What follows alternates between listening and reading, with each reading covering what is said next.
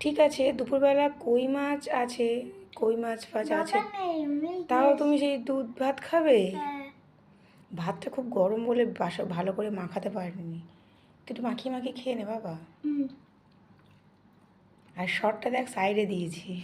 Tasty tasty. শর্টটা খেতে ভালো লাগে না? হ্যাঁ, আমরাও ছোটোবেলায় এরকম শর খেতাম।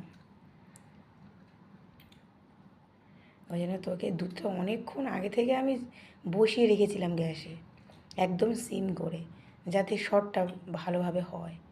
আর দুধটা লাল লাল লাল লাল হয়ে গেছে। এই দুধটা খেতে খুব সুন্দর লাগে, তাই না? হেভি লাগছে। দুধ ভাতের সাথে একটু আলু মাখা হলে ভালো হতো, বাট আমি তো জানি তুই তরকারি দিয়ে খাবি, সেই জন্য আলু সিদ্ধ তো দিইনি। একদিন অন্যদিন সন্ধ্যেবেলা দিয়ে দেবো, ঠিক হ্যাঁ। আছে? তা কই মাছের তরকারিটা কখন খাবে? রাতে। ঠিক আছে, ওটা রাতে খাবে, কারণ এখন দুধ দিয়ে ভাত খেয়ে না। হ্যাঁ। হামাম করে খেয়ে নেবে। হুম। আর দুধ আছে, যদি খেতে ইচ্ছা করে বলবে দিয়ে দেবো। না, হুম। ভালোভাবে চিবিয়ে চিবিয়ে খাবে। ইয়েস।